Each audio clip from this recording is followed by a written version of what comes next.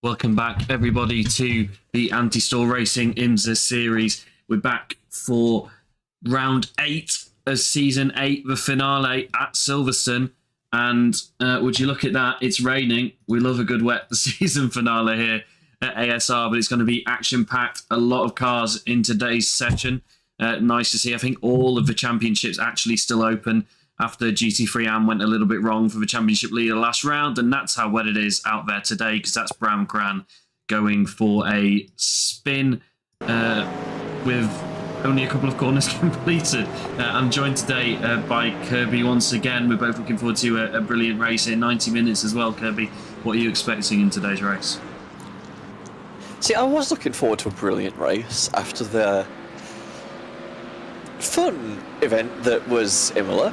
And what they've given me is a completely soaked racetrack with some very narrow passages that are bound to cause incidents for a few drivers, combined with a track surface that's just not going to be pleasant for anybody to drive on. This is going to be bananas, and we have to put up with it for 90 minutes because it's our extended finale race. This is going to be a race. Yeah, I mean, we've worried in the past about the 90 minutes being a little bit too long and everything playing out too early, but we saw at Daytona last season, I know it dried out just towards the end of Daytona, but it was essentially wets the whole race, and we had a close race the whole way through, even on the guys who stayed on the wets the whole time. So expect more of that today, and obviously championships to go down, like I just said earlier on. Nothing decided yet. We'll talk about them as we go through the different sessions, but Ignas Vincerevskis leads the GT3 Pro Championship a couple of seasons after he won GT3 Am, of course.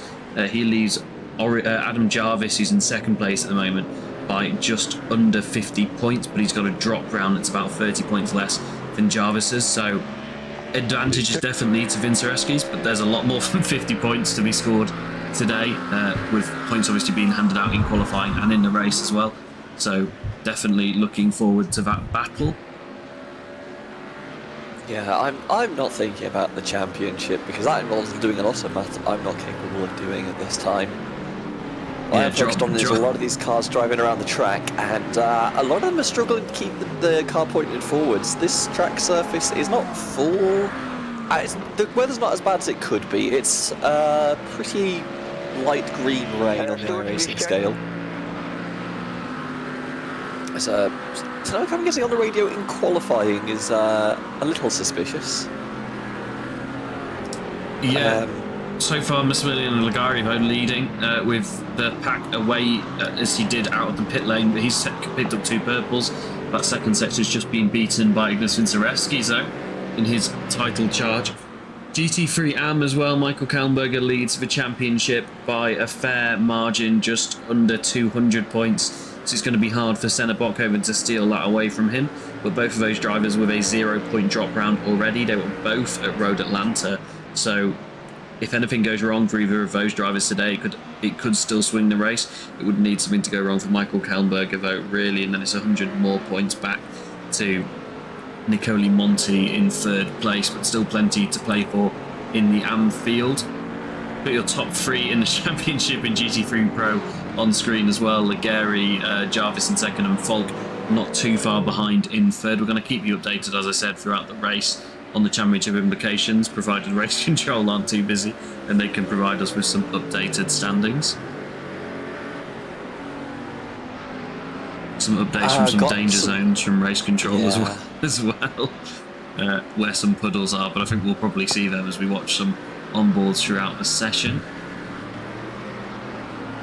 Loop, obviously high traction zone, you need to get your foot down there and it's probably going to be very easy to loop the car. Exit of Copse, classic corner. I imagine that rumble strip on the outside of Copse is going to unsettle more than a few cars as we go through today. And club corner, the final corner on exit again, high traction, going from slow speed to try and get your foot down as hard as possible. Magnet for cars losing grip, I would imagine. Well, to be fair, these cars do have traction control, so they might be able to hold on to it a little better than they might otherwise, but obviously what's important right now is getting some heat into these tyres. Given how cold it is out here, it is a long lap around Silverstone, but given these conditions, you just want to get some heat into your wets, get them some extra grip, and you should start to see these lap times plummet as we go through qualifying. If I'm here, what I'm doing is I'm just putting 11 minutes worth of fuel in the car. I'm just going out and I'm just trying to get 5 laps done. I think you'd be able to get around here, maybe 6, depending on your pace. Yeah, that was going to be my next point. Yeah. Higher than this session. I think, obviously, we sometimes see people coming in for a fresh set and to run that lower fuel, but I think we're just going to see people burning through the fuel as the session goes on. That's a tongue twister, but I think, like you said, the wet tyre, you just want to continue building temperature as you go on, which is why we'll see the times come down as the car weight comes down and the temperature increases. Vincent Sirocci, very good out the gate, as is Vincent Zareski. Those two are a couple of attempts clear of the rest of the field. Quite spaced out at the moment, but I think we're just seeing people trying to get their eye in as well. Slightly shortened practice session today in these actual conditions, but people will have been practicing in their own sessions as well. But still, the rain always falls slightly differently in the proper session to any simulated sessions that you might put up in advance. But that's going to be interesting to see as it plays out, who's the most prepared for these conditions. I think everyone knew it was going to rain. We'll see who's practiced in this sort of rain level the most so far. Surprised to see Michael Kellenberger doing as well as they are in the Porsche. I think that car would be a little too slippy in these conditions. It's a car that likes to pivot around a lot. You can get it fairly freed up, it feels nice. But you don't really want a free car in the rain. You want something that's just going to sail around reliably. So, go see able to get some pace out of that car. But still, currently 0.8 off of the pole position. Again, held by Ligari, and then Sirocci in that Ford Vincerevski's, decides to take that pole position away by 2/10 in the Acura. Yeah, on board with Vincerevski's at the moment. He's been mega quick all day. He needs to be to keep that championship position he's in at the moment, obviously set to win the top prize, but I don't think it's going to be easy, especially in 90 minutes in these conditions. It only takes one moment. We talked about this at Daytona last season, actually. It only takes one moment and you'll be off the track losing 10-15 seconds easily, especially if it goes very wrong and you collect a wall or something, and then you've got to try and drag it back to the pit lane. So qualifying's important, but I think what's going to be the most important thing today is staying out of trouble. Yeah, fortunately, this is a World War II airfield. There's your obligatory reference. Thank you. The barriers are quite a bit further back from the racing line where they might otherwise be. So you've got plenty of runoff to use so that can really slow your car down, as we see it being used here. That's Mick saying of going a little bit deep. All things considered, not a bad moment to have had. Try and keep you updated on anything that does happen on the track. Keep you updated on lap times as well. Daniel Morphy in the BMW, who was recently discussing what car he's going to be driving for next season. He was considering the BMW or the fairly similar handling cars of the Mustang and the AMG. But he's on a pretty good lap at the moment, actually, which is nice to see. Sole BMW in the field. Yellow final sector, though, to finish it off. That is a lap time improvement, I think, or at least it's showing so on my timing screen, but it's not moved him any further up the order, unfortunately. Yeah, this is also the part the season where you really get to see who really can master a rough handling car. You see the large differential in lap time for a lot of these drivers, and in these conditions it is very difficult to get pace out of the car. If you try and overdrive it, you will just end up having a rear slide out from underneath you. You'll go sailing off at corners. If you're able to find that limit and find it reliably, there's a lot of lap time you can gain compared to everyone else around you. Right now, Sirocci, Vincerevski's Ligari, completely showing dominance right now, 4/10 to the next driver in Kellenberger. So expect those top three to do well in race trim, I'd say. Yeah. Speaking of race trim, I hope Adam Jarvis has got some pace in the race if this is the best he's going to do in qualifying. 1.8 seconds off his championship rival is not going to be good enough. I'm sure he will find some improvement. But only a couple of minutes left, actually. I'm not worried about Jarvis's race pace, because I know if he needs to go on to an alternate strategy, it is a 90-minute race. We've seen him do one-stoppers in 60 minutes. If he could do a two-stopper around here, given how little fuel you'll need to use, considering you're probably going to be off throttle a lot more than you would normally be at Silverstone, there's a chance you could make a two-stopper around here work, and that would save you buckets of time compared to your competition, so it doesn't matter if you're starting a bit further down in the grid. As long as you get away with the start, I will say that it's always terrifying starting mid-pack in questionable conditions. So as long as you're able to survive the initial few laps, I'm not counting Jarvis out. Yeah, I'm sure there's more qualifying pace in this car. I'm hoping this is a little bit of a cool-down lap for him, and then he's going to go again for a proper lap, because he needs a proper lap to try and get into that top gap, because at the moment he's slowest of the pro cars, which is absolutely not what he needs today. But you said Adam Jarvis, with the fuel strategies he's able to pull off sometimes alongside his teammate Oriel Falk, I think that's definitely going to play into factor today, especially like you said, with a lot less time spent on throttle in these wet conditions. Checkered flag for GT3 though, so it will be the last lap for Jarvis. He's picked up a couple of greens on the second half of his lap, though he doesn't need much to move himself a few positions up the order. Ignis Vincerevskis has picked up a purple sector 2, or at least it's showing on my race control software. That's not what's showing on screen. Or is it? Yes, it is. There we go. Yeah, it needs to be on screen to be able to see that. Yeah, a collection of yellows to follow with it, though, and that green sector 3, which I think was only marginally better by a couple of thousandths per second. But let's see what he does across the line to try and steal pole position away, and he can't do it. No improvement there for Vincerevskis.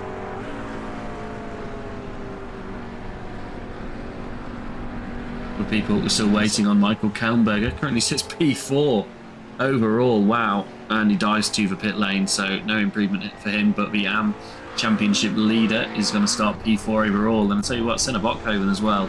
Just watching him here in the pit lane, P6, but second in AM as well. Mega lap from him, so he's not giving it up. You can tell he's been putting in the hours this week to try and find a better lap time. Team in Scholten still on for a lap in AM though. Not many cars out on track, but he is one of them. It's him and the 24 to come across the line. We've got LMP2s on their out laps now, but we'll cut to them once we see these two guys finish their lap times. Yeah, LMP2 is not particularly excited to set qualifying here. There's a lot more of a stack up normally in ASR qualifying sessions. We have 3 cars together, small gap to Van der Heuvel, and even bigger one back to Melvin Geck. And I don't actually see James Ebram on track right now. Yeah, James Ebram showing in the pit lane for me. There he is, on his way out. So, good to see. Only 6 cars, unfortunately, for the final of LMP2. Unfortunately, we are saying goodbye to LMP2 today, and it won't be returning next season. It's been nice to have the car back in the field, but obviously the attendance has dropped in the second half of the season. It'll be looking forward to having a full GTP, AM and Pro class next season as well. While we're on the topic, there are only about 6 or 7 seats left now, I believe, for next season. So if you are interested in joining us, head to the Discord link in the description. You'll be able to find all the information there about how to sign up for next season. James Ebram getting all over the curbs on the outlap. The overwhelming urge to do the funny and sign up, even though I know I would get steamrolled every race. But it would be funny. Christian Glamshetter then, yeah, going to be first to set a lap time. I won't comment because I have never done particularly well in any ASR series either. I used to compete back in the day. So Christian Glamshetter then is going to be first to set a lap. One of the few drivers that's been able to purely challenge James Ebram on pace so far this season.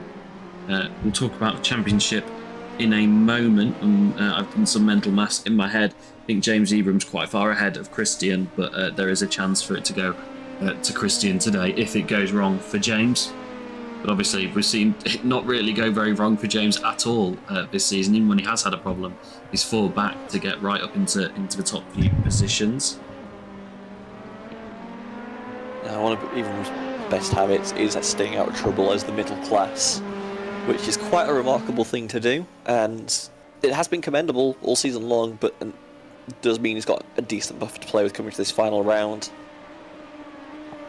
Yeah, it's been really impressive actually when we consider just how he's been able to avoid everything. And Yes. pretty much every race afterwards has been some, should we call it, heated discussions between the drivers about what's going on in terms of multi-class action. But James has managed to make some very safe overtakes on GT3s. Play the numbers game. Know that if he loses half a tenth every time, it's not worth the 10 seconds that he'll find if he has a moment when he's trying to get past him. But he's also been able to avoid the chaos in GTP as well when they've been trying to lap him for the most part. So it's been really good to see. It is possible to race multi-class cleanly, even if it is quite difficult. You can see the puddles that are building up I can't towards the believe it. edge of the track. Christian slots his way through the chicane. Just comes through final corner to come across the line. That's a benchmark time of a 2:02.186. That's about where we saw them in practice as well. You can see the puddle there at the apex of turn 1.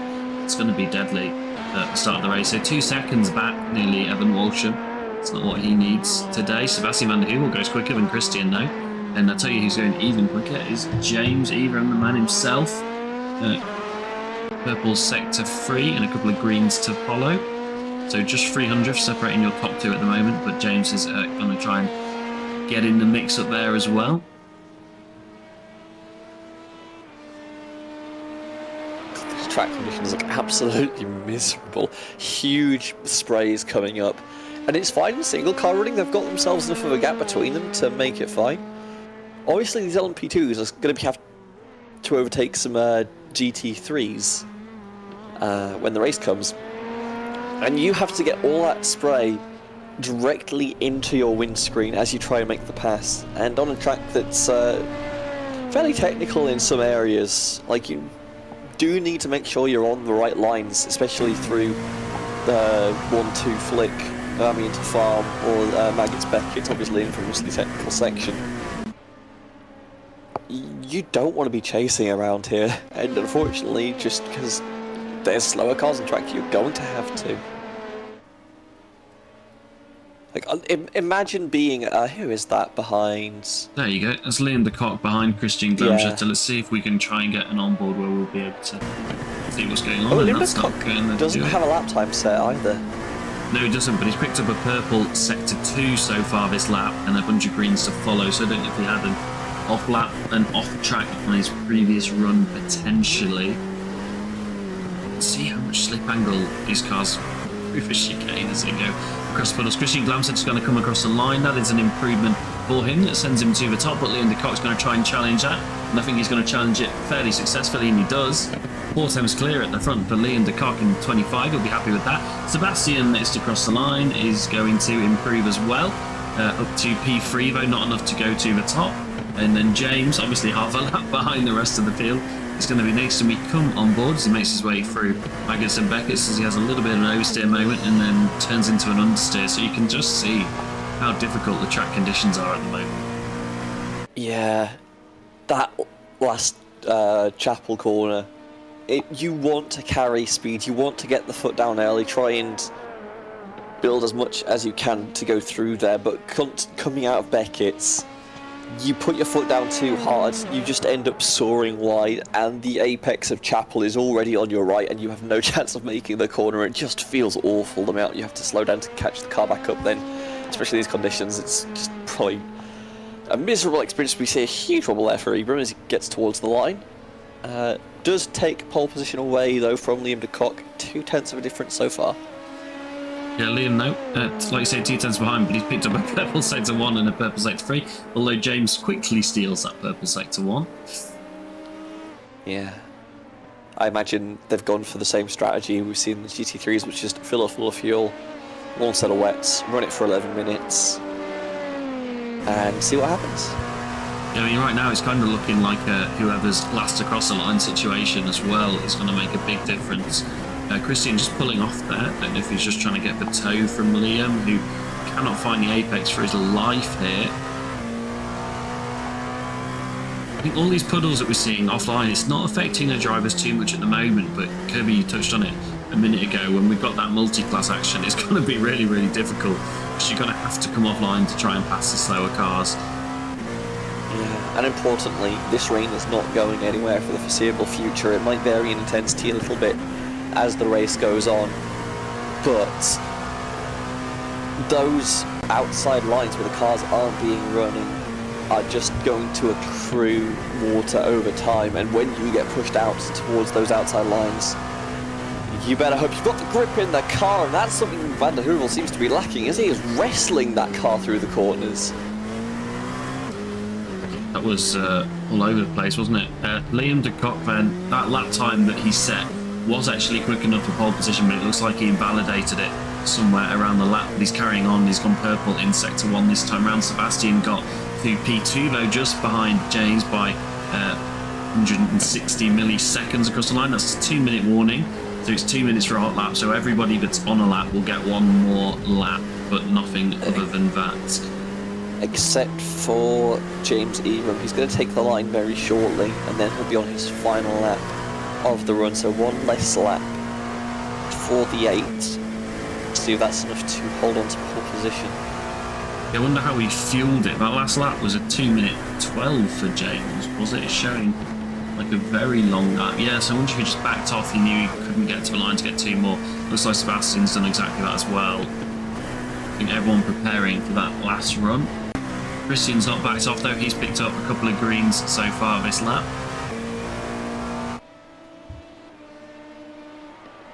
God. That's a lot of spray. That's going to be... There's just a grey blob behind you at all times. It's ridiculous. Yeah, lap 1 is going to be very interesting today. It's going to be interesting on your processor.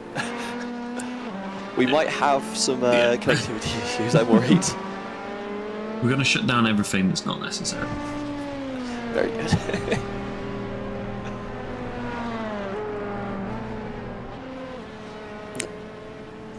If I comes across the line, Liam de Kock will take pole position just by 200ths. Interesting to see Christian pull over there. So no extra lap for Christian. He's not got enough fuel to do that final lap that the others have got. James is flying though. Purple and 2 greens. Can he dethrone Liam once again? We'll have to see. Remember, you can go quicker all lap and then just have one moment where you lose all the time, and that's going to be session over. Importantly, Melvin Gack did take the line there, so we'll have this flying lap as well to close out the session. No, that's a tow for the 95, so never mind. I'm no like hearing expert, but this does not sound like a car that is running at full beans. This is nowhere near quick enough for James. He's 10 seconds off through sector 4, so I don't know if he's run out of fuel.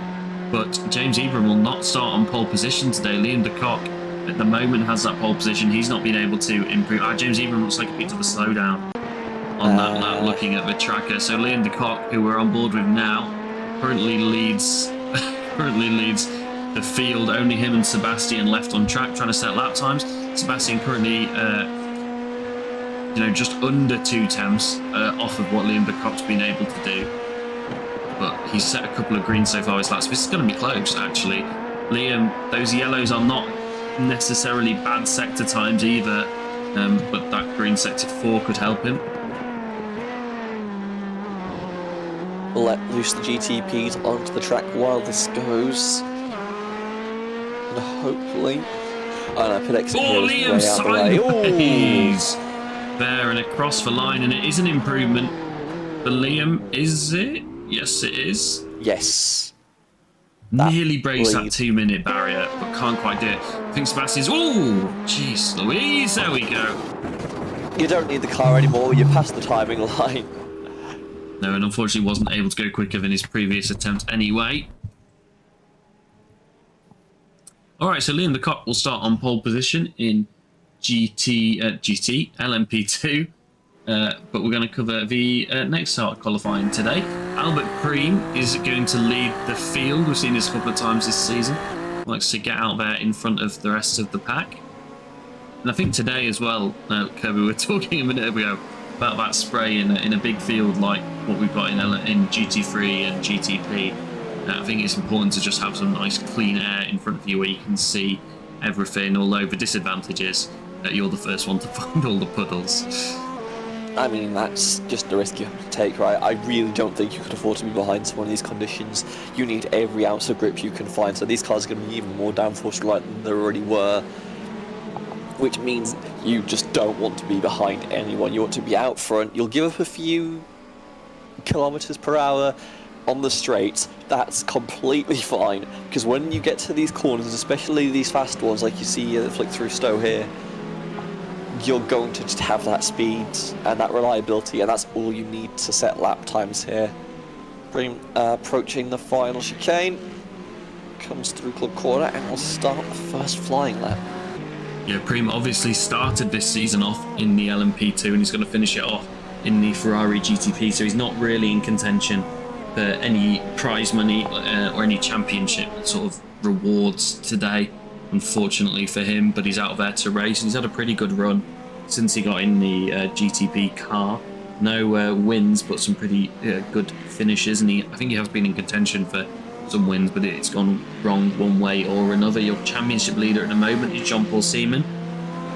He's 105 points clear of Alessandro Lelli, but he's got a slightly bigger drop round, so he can, drop rounds always make the maps difficult, don't they? We say this every season, but we'll try and update you as it goes on what the potential result is at the end of the day. And then Matthias Veiton, actually, who, weirdly for Matthias, I don't think we've seen him win a single race this season, actually. I'm just trying to look at the points. It doesn't look like there's enough points anywhere that would have been a race win, but he's managed to still stay and finish P3 at the moment, but he is about 200 points behind Lelli, so it's going to take some serious shenanigans for him to overthrow that lead, but it's very tight between him and Jeffrey Ross in P4 as well. So plenty to play for today, and then everyone after that as well is very, very tightly packed up for those final few prize-paying positions. So do not expect anybody to give up easy today, and especially people like Albert Preem, who just said aren't in contention. Guess what? Several of his teammates are in contention for several prizes, including the championship at the end of the day.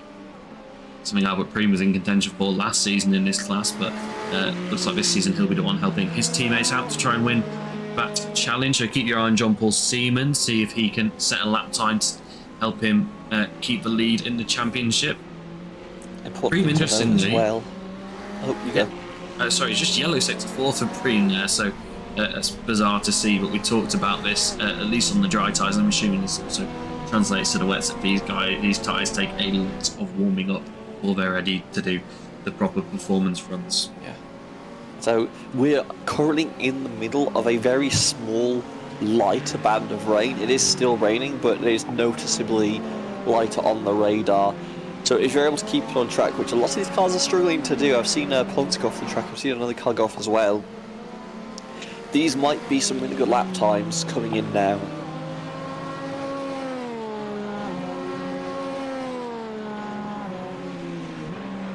You've got to make advantages where you can get them. Yeah, it's going to be interesting to see who actually looked at that radar and who's just sort of gone, I'm not going to bother, I'm not going to worry about that too much, and just go out and do the same thing we saw in the other two classes. But I think, like you said, anybody that does use that to their advantage is potentially nail a quick lap time early on here that could stand quite well. Yeah, the important thing is, like, you just have to be aware of where these windows are. It's always going to be raining this race, but it's going to get heavier and lighter as the rain progresses, and especially in qualifying where sometimes you just need a good lap.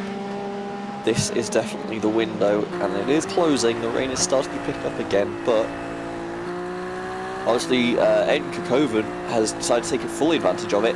Sets a flying lap time, 56.4, and unless people can get ahead of him sharply, that might be challenging to beat.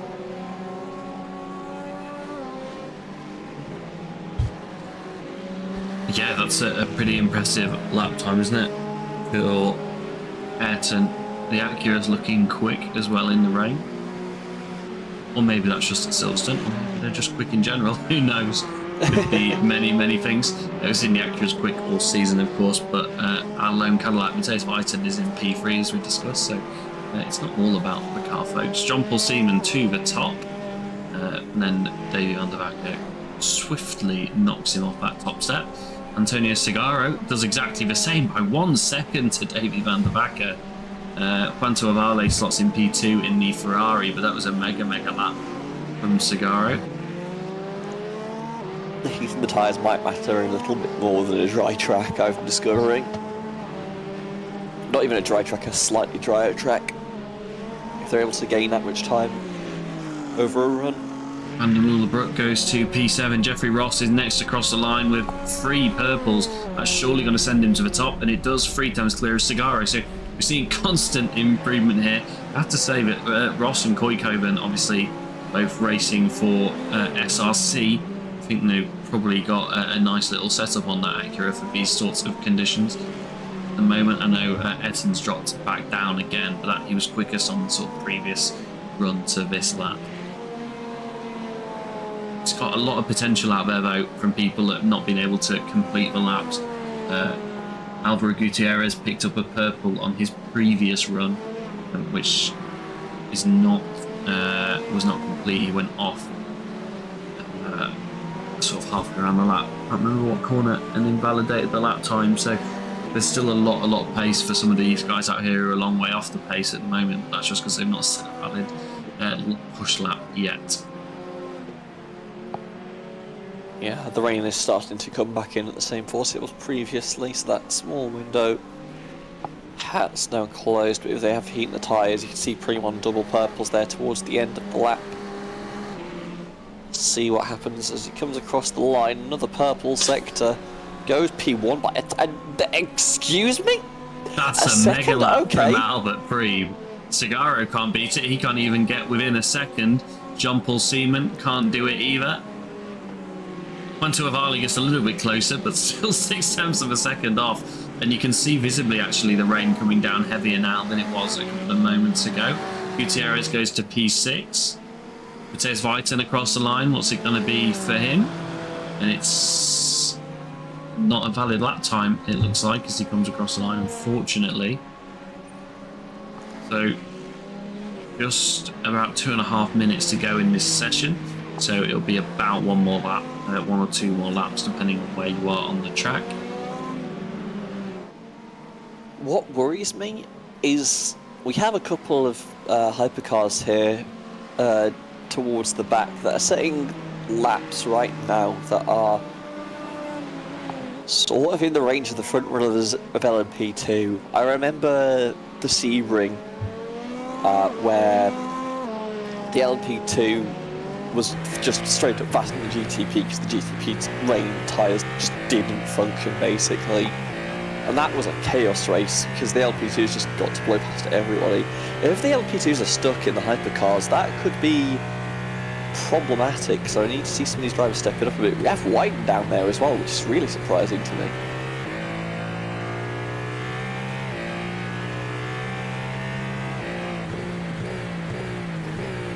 There's Van der Wacker on a very good looking lap time, a lot of green and a little bit of purple sprinkled there for good measure.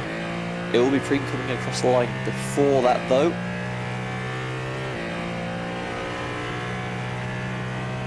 One second up on what he did last time. David Van der Wacker gets close, so. What I suspect is the hypercar might have a tyre heat problem. In that if you don't have heat in the tyres, you don't have pace in the tyres. And in these conditions, it's going to be painful to get heat in the tyres.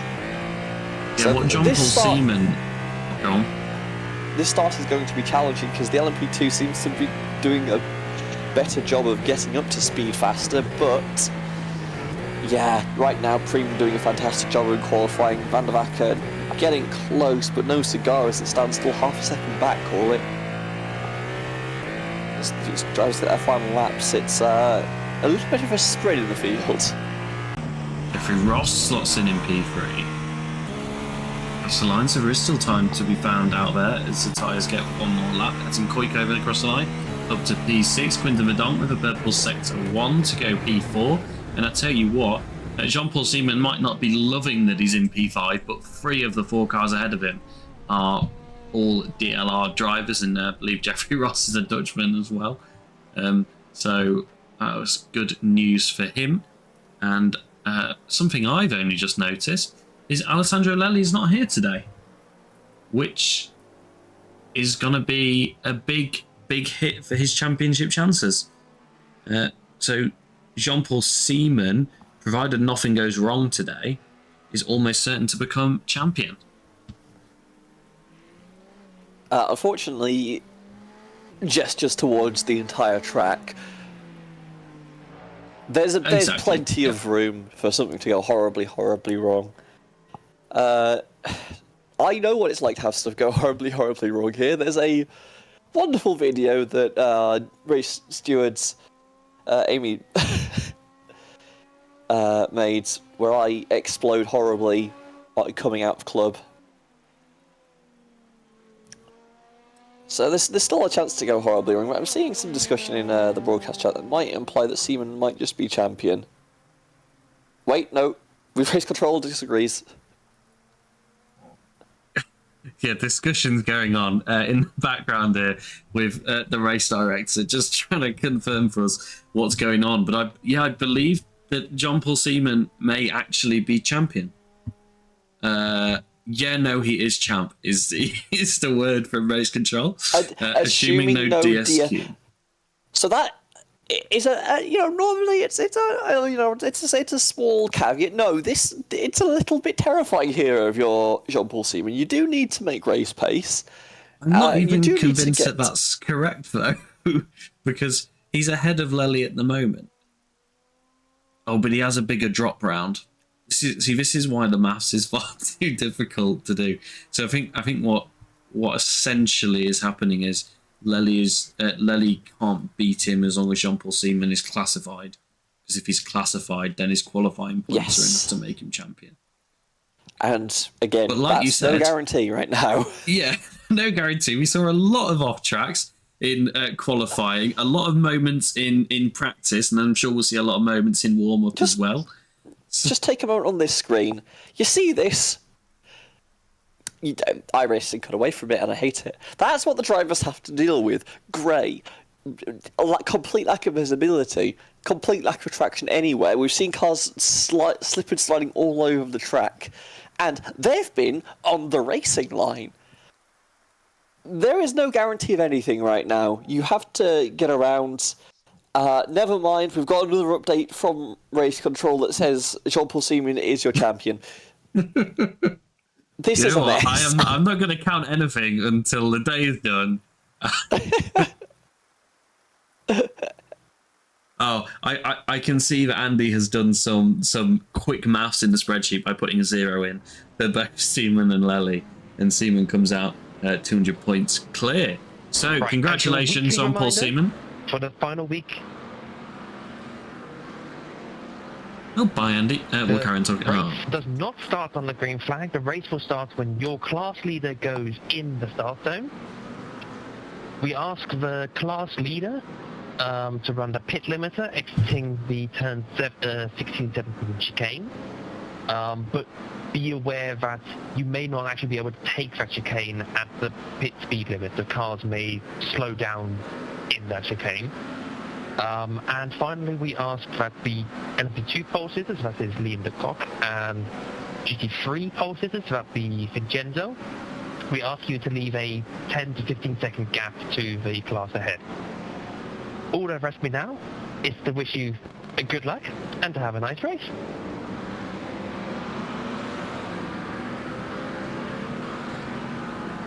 Okay, that's it from Andy for the day, hopefully. And we're saying thank you to the production team at ASR for the season. So that was Andy there, who was deliberating with myself and Kirby for a couple of minutes about the championship. So congratulations to Jean-Paul Seaman. You are ASR IMSA Series Season 8 GTP champion. Break if this happens in the race again.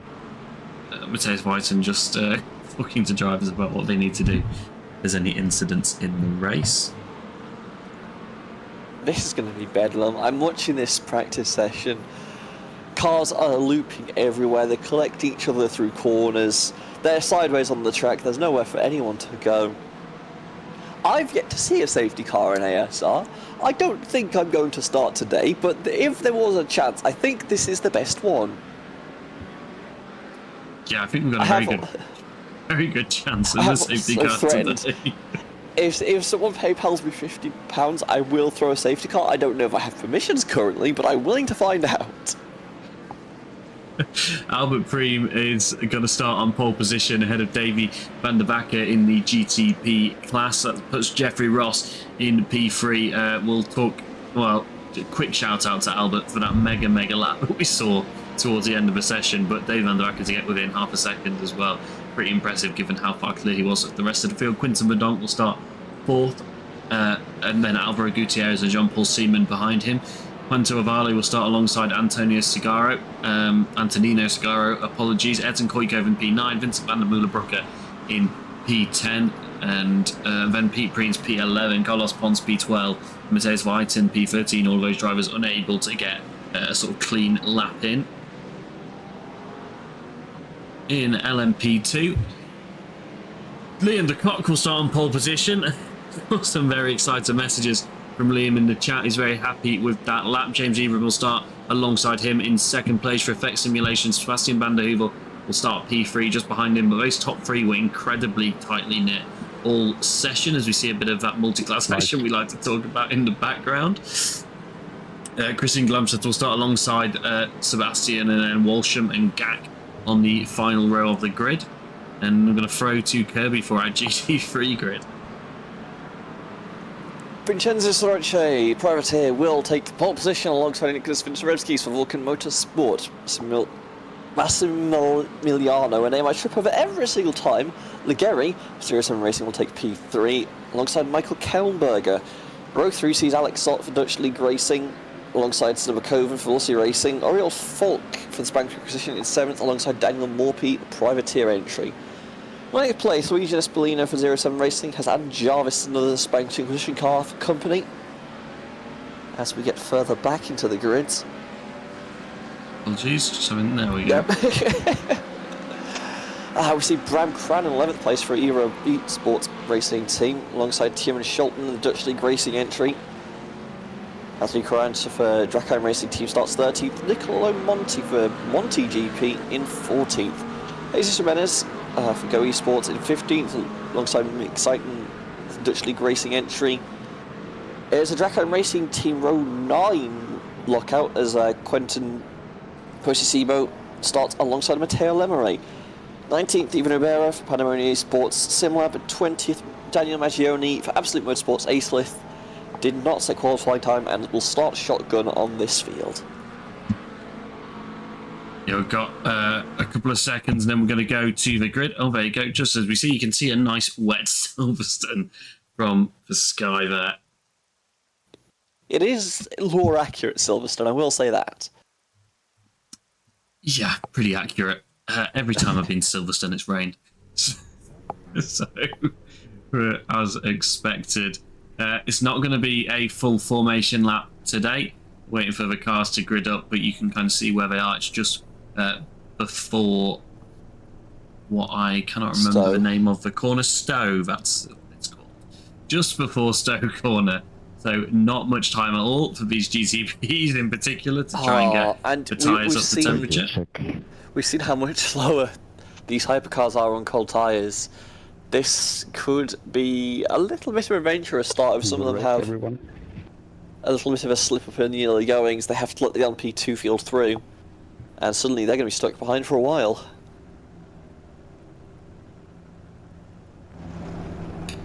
All right then, getting ready to go This green. is the least grey your screen is going to be all race, by the way. Yeah, enjoy the colour. Enjoy the vivid colours. No ounce of sarcasm there at all. So, as Andy said, we'll get the GTPs and then a little bit of a gap to LMP2 and then a little bit of a gap again to GT3, which is the smart way to do it today, given that we have got some craziness expected, potentially, at the start of the race. Especially, like we said, GTP was with the tyre temperature. Let's quickly mention Edson Koikonen and Jeffrey Ross. They were both able to get their tyres fired up very, very quickly and early on in that session, so keep an eye on them on lap 1 as the hypercars make their way through the chicane. As they line up ready to go, Albert Preem will lead them. through the start zone where he'll have to put his foot down. The rest of the field will follow suit through that section. We're following Albert now as they come across the start-finish line. A couple of people popping out of line at the back, and we're green there as we unfortunately go past the overhang, but Albert Prim leads them into turn 1 very nicely. Jeffrey Ross down the inside, but can't make it stick on Davy van der Wacker, who's going to carry on in second place there. Good defensive move there by van der Wacker, though, holds on to that second place. As we come through, go back to the LP2 start. It's a good launch for Liam de Kock, who gets clear of the field. James Ebram left still with the car alongside, but will be able to slide through for uncontested P2 through that first corner. Someone's got out of shape a bit further back there. I believe that was Walsham getting a little bit loose there through turn 2.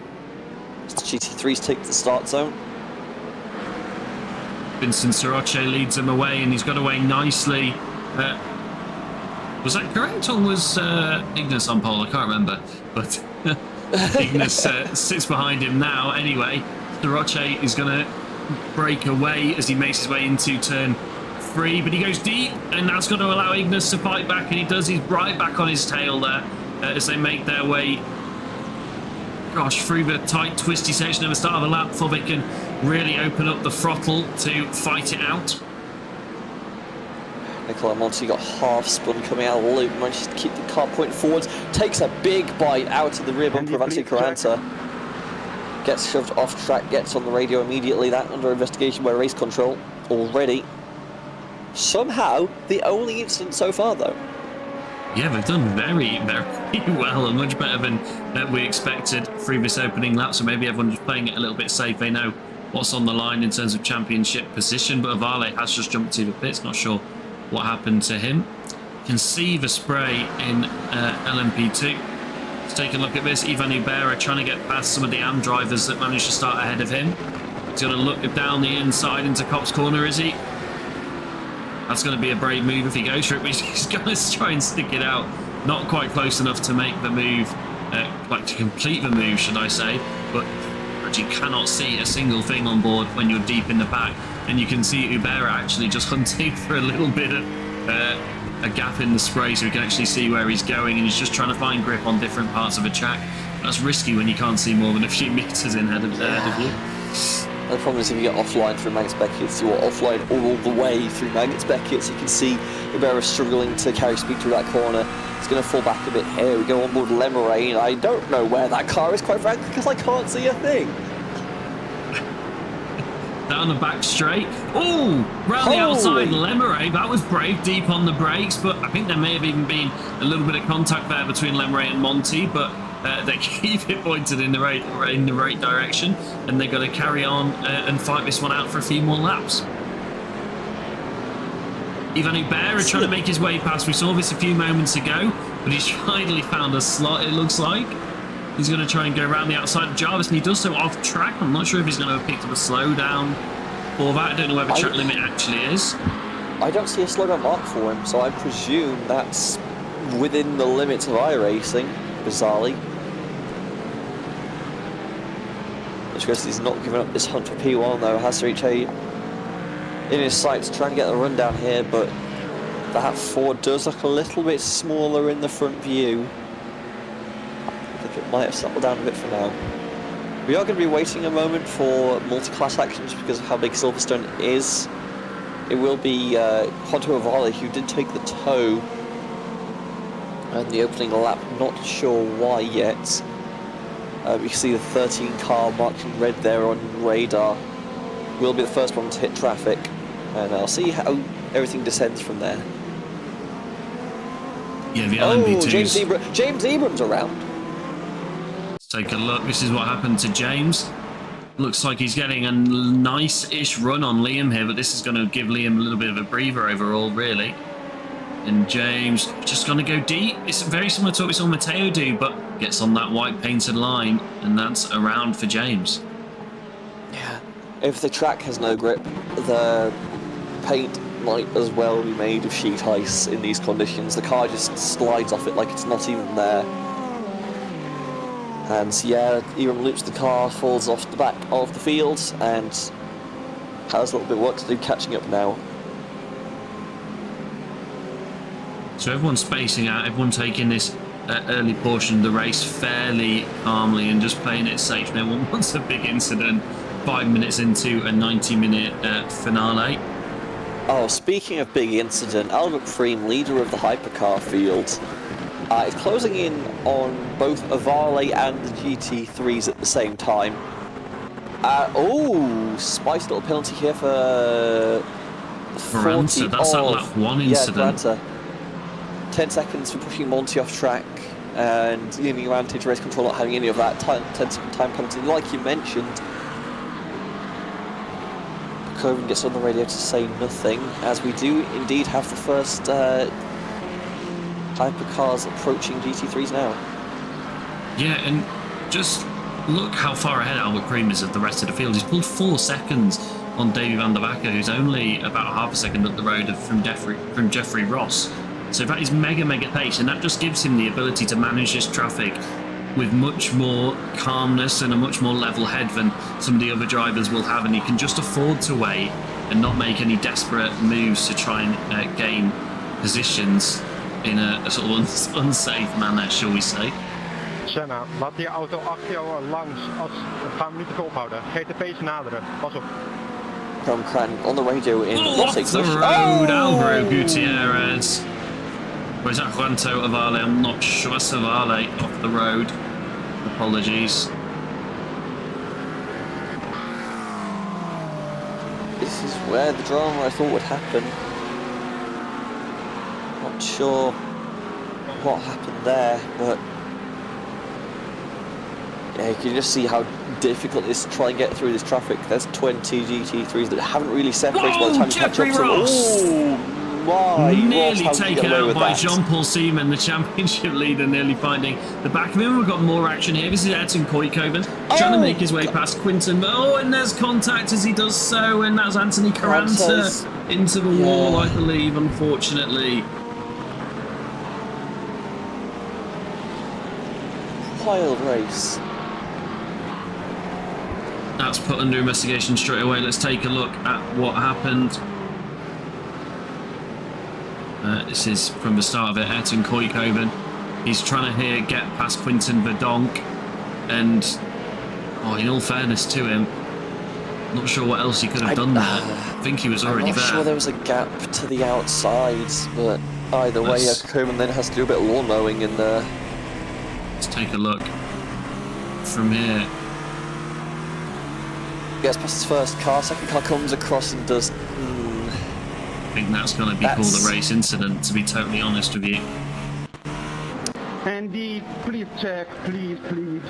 Monty is sideways on the track and is asking for race control to investigate an incident. It's been a moment for Daniel Morphy as well. Here's what happened to Daniel. That's your leader, Albert Preem, making his way by. Daniel Morphy. Well, it's nothing to do with the GTP zooming in. He's going to catch the white paint. Yes, he is. That was close. But Nicole Monti, this is what happened to him. This is why he was on the radio a moment ago. And I have a feeling this one is going to have something to do with the GTP. And yes, it is. Into the back of him. And I wonder if he picked up suspension damage off that. We're seeing that. Yeah, look, that thing's all over the place. And then a moment as well for Bram Karan. This is what happened to Bram. So we've been given a microphone disable. I'm not sure what's happening here, to be totally honest. There we go. Nope. Yeah. We'll never know, right? I agree. We'll never know, and we don't need to know, quite frankly. Jeffrey Ross then, defending now from Quinton Verdonk as Jeffrey goes off the road. That's not the racing line, I have to say, in my professional estimation. I'm not sure. I guess Ross just didn't fancy getting the corner, because I think if he put more in the car, he'd lose it. So just takes the safe exit. We'll take a slowdown penalty, presumably, and carry on the race unharmed. Obviously, instant limits are going to be a factor. We have had an increase of the limits. Just to account for that, this is a longer race, now 24, before you get handed your first drive-through. But, oh, that's a car going sideways. Alvaro Gutierrez has been turned and has been sent for a bit of a slide. It's a wrong Silverstone car. This is in the what happened pits. to Alvaro. Tried to get around the outside of your GT3 Pro leader, and that was never going to work.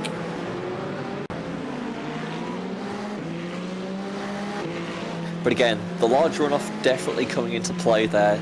That car was sailing for a while and didn't hit a barrier, so got away with it, you'd have to say.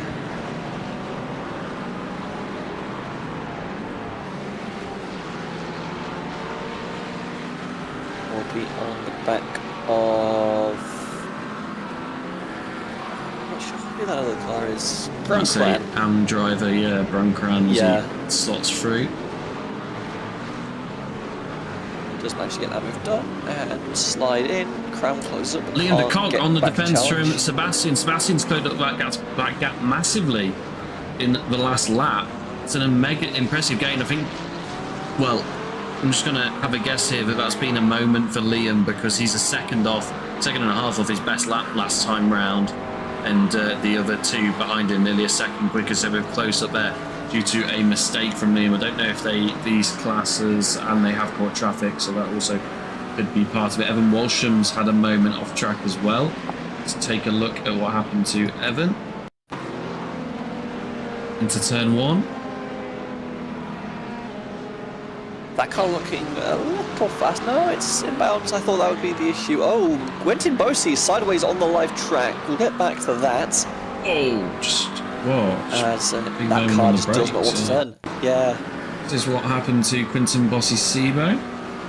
Oh, that's Liam de Kock getting past him now. Is there going to be contact? We just cut away from this, didn't we? And no spins on his own. Oh! As Christian just about slides through. With Yep, choose to hold the LMP2's brakes. taking avoiding this is action wise. behind. Yeah. Yeah, no, that's wise. Just be predictable. If you hold your brakes, the cars around you can see you from a lot further back and can move accordingly. And then once you've got some space to work in, that's when you get off track. I like that there by Bosi-Sibo. It's a shame it happened, obviously, but you minimise your impact on the rest of the race, and I respect that a lot. Oh, Christian Glamsatter very sideways into the wall. From third place in class as well. See if he's able to get going. It looks like he maybe has got away with it for the most part. That car is Take a also very look close to the pit at lane. how this happened. Does have a meatball. Oh, was he on the white line there? It looks like that was maybe another white line Yeah. incident. Seen that catch so many drivers out already, and we've only been going for 12 minutes. I'll be honest, this has been tamer than what I expected. I'll give these drivers some credit. I expected significantly worse. I was expecting many more drivers in the wall at this point, to be totally honest. I was expecting a lot more in the wall on lap one. Like, we only really had that one incident on lap one. I was expecting drivers in each other. We've managed to avoid contact for the most part, I will say that much. We've had a few incidents, but nothing critical yet. As Royal Folk chases down. Or is being... No, yeah, Folk is doing the chasing. Alex Opp, there we go. The two pro drivers battling it out. Michael Kellenberger and Am running very well as well. We've not spoken about that yet. 13 seconds now up the road from Cinnabocco to seal the title for Michael if they finish as they run. But like we said, that's extremely unlikely. Melvin Gack and James Ebram are getting into each other on the front stretch as well. More contact there as we cut to the cameras as they both try to find a way past the GT3. That'll go to race control, you would have thought. I can't see them ruling too much on it because nothing really happened. But that's my professional opinion of the matter, in case anyone asks. Yeah, let's see if our replay's going to take us back any earlier. Here they are. This is the same incident, but we're getting another nice view of it. And that was James boxing Melvin in, wasn't it? Behind the GT3. Yeah. In fact, here's control, a little bit from earlier on, is it? Oh yeah, this was the they got, I think even got into the rear of the car behind, It's and then same just incident pitches from him earlier, down. yeah. Yeah. It's smart racing there, and James, you have to say, to try and box Melvin in. Margins were a little tighter than you perhaps would have wanted, but yes. Sorry, folks, we'll be back in just 1 second.